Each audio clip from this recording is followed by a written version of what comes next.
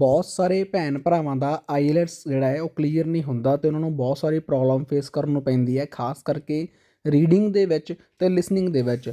Writing ਅਤੇ speaking ਤਾਂ ਉਹ ਔਖੇ ਸੌਖੇ ਕਰ ਹੀ ਲੈਂਦੇ ਆ, ਪਰ ਜੇਕਰ ਆਪਾਂ ਗੱਲ ਕਰਦੇ ਹਾਂ ਰੀਡਿੰਗ ਦੀ ਅਤੇ ਲਿਸਨਿੰਗ ਦੀ, ਤੁਸੀਂ ਸਕਰੀਨ ਦੇ ਉੱਪਰ ਰਿਜ਼ਲਟ ਦੇਖ ਸਕਦੇ ਹੋ ਸਟੂਡੈਂਟ ਦਾ। ਲੈਫਟ ਐਂਡ ਰਾਈਟ ਤੁਸੀਂ ਸਾਡਾ ਇੰਸਟਾਗ੍ਰਾਮ ਪੇਜ ਵੀ ਦੇਖ ਸਕਦੇ ਹੋ, ਜਿਸ ਦੇ ਉੱਤੇ ਅਸੀਂ ਕੈਨੇਡਾ ਦੀ ਹਰ ਇੱਕ ਅਪਡੇਟ ਅਪਲੋਡ ਕਰਦੇ ਹਾਂ ਅਤੇ ਪਲੱਸ ਸਟੂਡੈਂਟ ਦਾ ਰਿਜ਼ਲਟ ਵੀ ਸ਼ੇਅਰ ਕਰਦੇ ਹਾਂ। ਜਿੰਨੇ ਵੀ ਸਟੂਡੈਂਟ ਸਾਡੇ ਕੋਲੋਂ ਪ੍ਰੈਡਿਕਸ਼ਨ ਅਤੇ ਉਸ ਦੀ PDF ਲੈਂਦੇ ਆ, ਜੇਕਰ ਕਿਸੇ ਵੀ ਸਟੂਡੈਂਟ ਨੂੰ ਲਿਸਨਿੰਗ, ਰੀਡਿੰਗ, ਰਾਈਟਿੰਗ ਅਤੇ ਸਪੀਕਿੰਗ ਦੇ ਵਿੱਚ ਪ੍ਰੋਬਲਮ ਆਉਂਦੀ ਹੈ, ਤੁਹਾਨੂੰ ਪ੍ਰੈਡਿਕਸ਼ਨ ਅਤੇ ਉਸ ਦੀ PDF ਚਾਹੀਦੀ ਹੈ, ਘਰੇ ਬੈਠ ਕੇ ਤੁਸੀਂ ਤਿਆਰੀ ਕਰ ਸਕਦੇ ਹੋ ਵਿਦਨ 15 to 20 ਡੇਜ਼। ਜੇਕਰ ਤੁਸੀਂ ਦਿਲੋਂ ਮਿਹਨਤ ਕਰੋ ਤਾਂ ਤੁਸੀਂ ਆਪਣਾ ਐਗਜ਼ਾਮ ਕਰੈਕ ਕਰਕੇ ਸੇਮ ਉਵੇਂ ਦਾ ਰਿਜ਼ਲਟ ਲੈ ਸਕਦੇ ਹੋ ਜਿਵੇਂ ਨਾ ਤੁਹਾਡਾ ਇੱਕ ਡਰੀਮ ਹੈ, ਜਿਵੇਂ 7.5, 8, 9 ਬੈਂਡ। ਪ੍ਰੂਫਾਂ ਦੀ ਗੱਲ ਕਰੀਏ, ਪ੍ਰੈਡਿਕਸ਼ਨ PDF ਦੇ ਵਿੱਚੋਂ last time 100% same reading, 100% same writing ਅਤੇ ਸਪੀਕਿੰਗ ਆਪਾਂ ਨੂੰ ਦੇਖਣ ਨੂੰ ਮਿਲੀ ਹੈ। ਉਸ ਦੇ ਪ੍ਰੂਫ ਤੁਹਾਡੀ ਸਕਰੀਨ ਦੇ ਉੱਪਰ, ਰਿਜ਼ਲਟ ਤੁਹਾਡੀ ਸਕਰੀਨ ਦੇ ਉੱਪਰ ਆ। ਜਿੰਨੇ ਵੀ ਸਟੂਡੈਂਟ ਸਾਡੇ ਕੋਲੋਂ ਪ੍ਰੈਡਿਕਸ਼ਨ ਲੈਂਦੇ ਆ, ਆਪਣੀ ਚੈਟ ਸ਼ੇਅਰ ਕਰਦੇ ਆ ਸਾਡੇ ਨਾਲ, ਅਤੇ ਉਸ ਤੋਂ ਬਾਅਦ ਉਹਨਾਂ ਦੇ ਬਹੁਤ ਵਧੀਆ ਆਪਾਂ ਨੂੰ ਬੈਂਡ ਸਕੋਰ ਦੇਖਣ ਨੂੰ ਮਿਲਦੇ। ਜੇਕਰ ਤੁਹਾਨੂੰ ਵੀ ਚਾਹੀਦੇ ਆ ਤੁਸੀਂ WhatsApp ਕਰ ਸਕਦੇ ਹੋ। Or part 1, part 2, part 3, and part 4. Now look at part 1. You will hear a number of different recordings. You will have time to read the questions before each recording and time at the end of each recording to check your answers. The recordings will be played once only.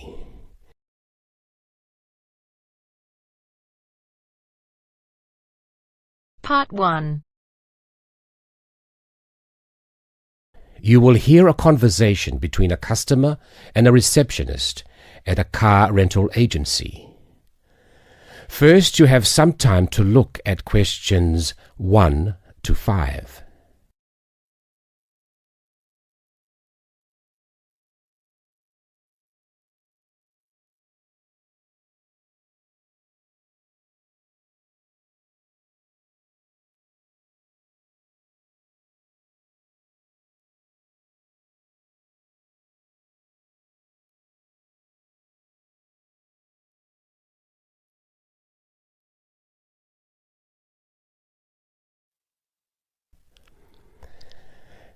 Now listen and answer questions 1 to 5. Good morning. How can I help you? Hello, is this Southern Rental Car? Yes, it is. I wonder if you could help me. I'm ringing from Nelson, but I'm coming over to Auckland for 12 days and I'd like to hire a car. Okay, I'll fill in a booking for you now. First, can I take your name? Yes, it's William Waddell. Sorry, could you spell your surname? Yes, it's Waddell. Thanks. Now, can I have an address and phone number? Sure. I live at 10 Robin Place. That's ROBYN Place. And that's Nelson, isn't it? That's right. Do you want my home number or my mobile? Home number will be fine. Okay, it's 07 263 8666. Great. Now, can I also have a credit card number? Do I have to pay by credit card? Well, we need a credit card number as a guarantee. It's a standard policy for car rentals. Okay, well, I'll pay by Visa then. The card number is 4550 1392 8309 3221. And the expiry date? Sorry? Your card, when does it expire? Oh, next July. Right. Now, how long did you want the car for? 12 days, did you say? No, I only need a car for 10 days, from the 2nd to the 11th of next month.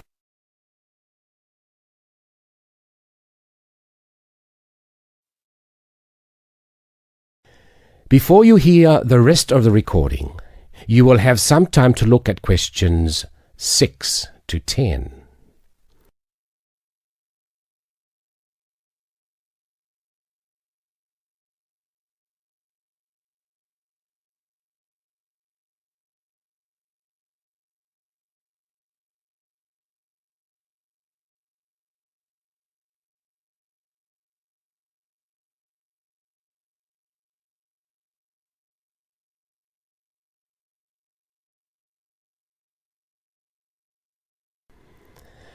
Now listen and answer questions 6 to 10.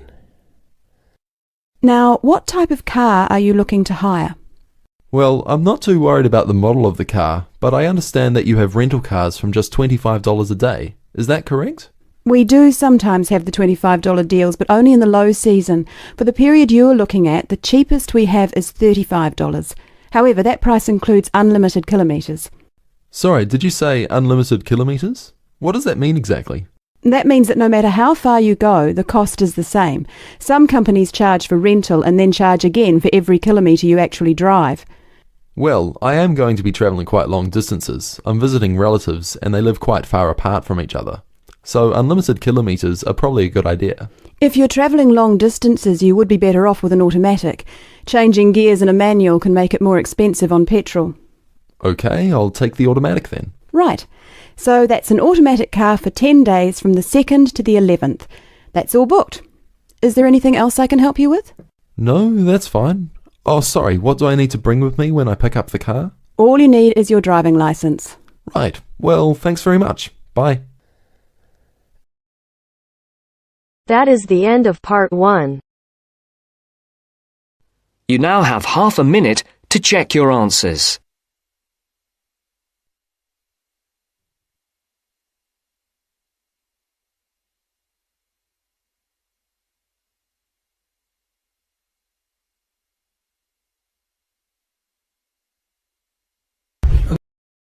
Now turns to part 2. Part 2. You will hear part of an introductory talk on nutrition. First, look at questions 11 to 14.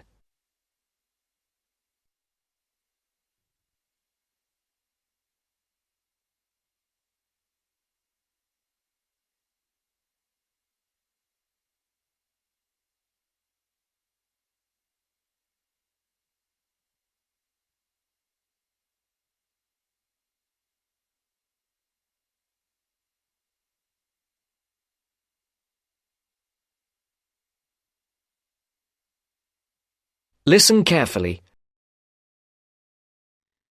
Good afternoon. Many people in the Western world eat the wrong food, and they eat far too much of it. So, the topic of my lecture today is healthy eating. I'll divide my talk into 3 parts. Firstly, I'm going to define what I mean by healthy eating. After that, I'll go on to talk about why people don't eat properly, and then I'll finish my lecture with some ideas for improving the situation. Right. So, what do I mean by healthy eating? Well, some people might think it means eating a lot of meat. Of course, vegetarians wouldn't agree with this.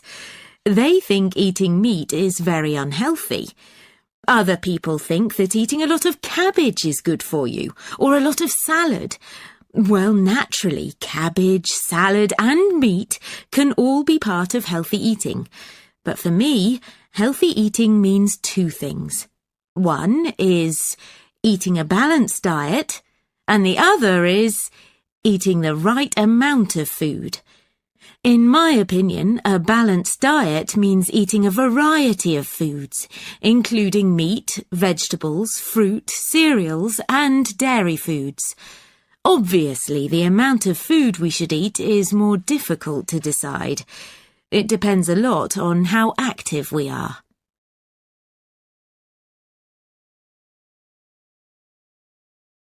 Before the broadcast continues, look at questions 15 to 20.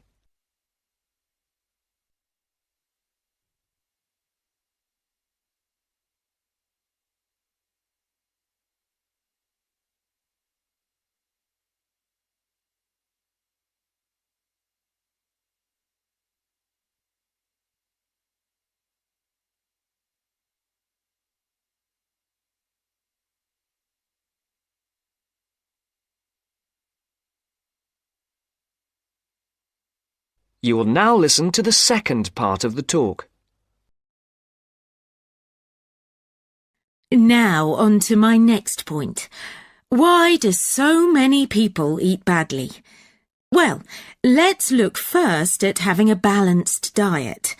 To have a balanced diet, you have to plan your meals in advance and then buy the right food, and then take time to cook it properly. But these days people are so busy working that they don't have time to go shopping, so they end up buying fast food at the last minute. Another reason people don't eat well nowadays is that it's actually cheaper to buy food already prepared in a packet. So, people who haven't got much money will buy packet food rather than cook something fresh. And a final reason why people don't eat healthily is that they don't know how to. In my opinion, schools don't do nearly enough to educate their pupils in healthy eating habits. And now to my third and last point. What can we do to solve the problem? Well, I think it can be solved by three main groups: families, schools, and the government. To start with, parents should make sure their children have a healthy diet.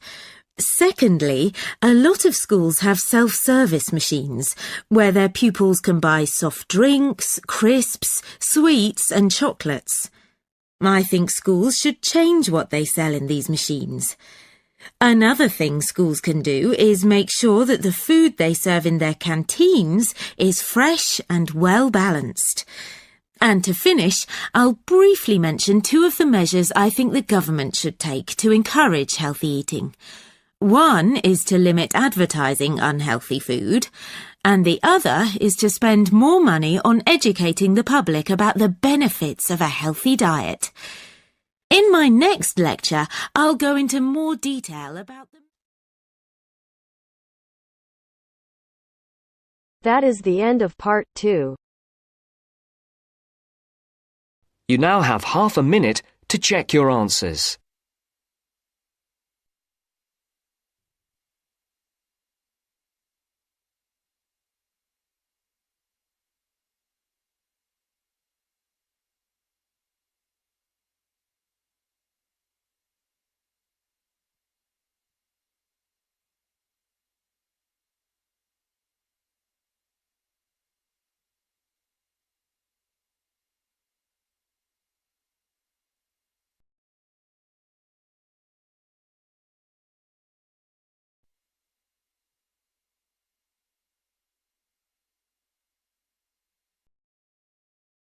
Now turns to part 3. Part 3. You will hear a discussion between two design students and their tutor on a practical assignment. First, you have some time to look at questions 21 to 25.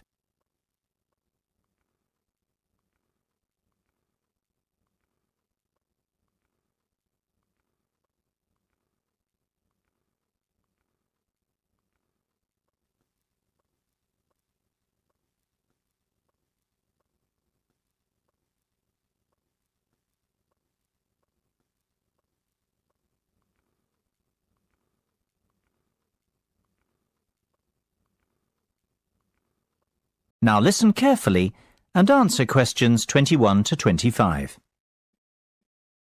So, have you chosen a product yet? I think so. We'd like to build a gyroscopic exercise aid. Sounds interesting. Tell me more. Well, we did some research and were amazed to discover the sheer range of applications for gyroscopic technology.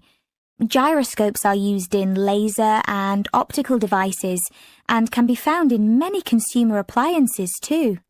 Right. Tell me about this product specifically, though. The aim of the assignment is to create something practical, functional, and beneficial for consumers. Justify your decision. Well, we believe we can design and build a cheap and effective muscle strengthening aid by taking advantage of the inertial forces created by a gyroscope. Yes. What we want to do is design a ball which can be held in the palm. Within the ball, there will be a simple gyroscope. This gyroscope can be set in motion by movement of the lower arm and wrist together in sync. The device will not require any external power source because it will be sustained by the movement of the arm and wrist. This will create considerable resistance and an excellent lower arm strengthening aid. It will be simple to design and cheap to produce, yet extremely effective. This all sounds very good. I'm impressed. Thanks, Mark. We're glad you like it. I think we're really onto something here. Our research has told us there's nothing comparable in the market and that a product like this would have multiple uses. Not only could it be used as an everyday toning and exercise device, it could also be beneficial to people in rehabilitation who have suffered serious lower arm injuries. We see the product being marketed towards high-performance athletes, like tennis and golf players, for whom lower arm strength is vital too. Before you hear the rest of the discussion, you have some time to look at questions 26 to 30.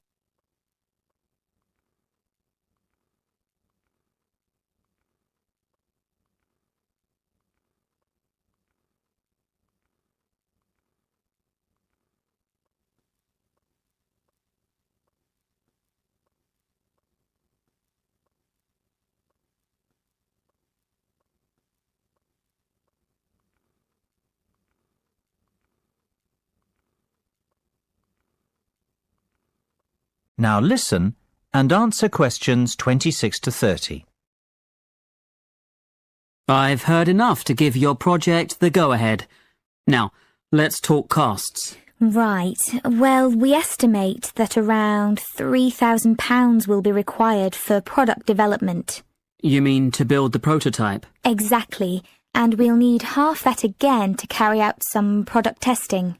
And what's your timeline for the project? The prototype should be ready a fortnight after work on the design starts, and we'll need another 6 weeks for testing.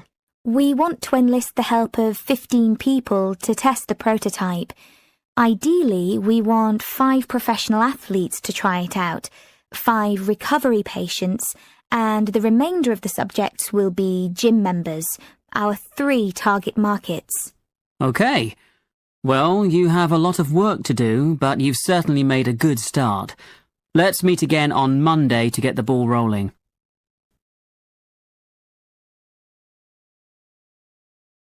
That is the end of part 3. You now have half a minute to check your answers.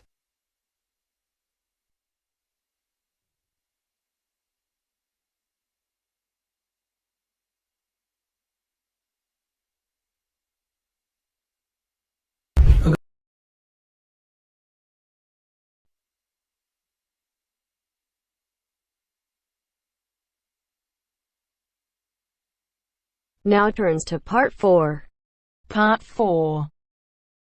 You are going to hear a talk about the tall ships race in Britain. First, you have some time to look at questions 31 to 40.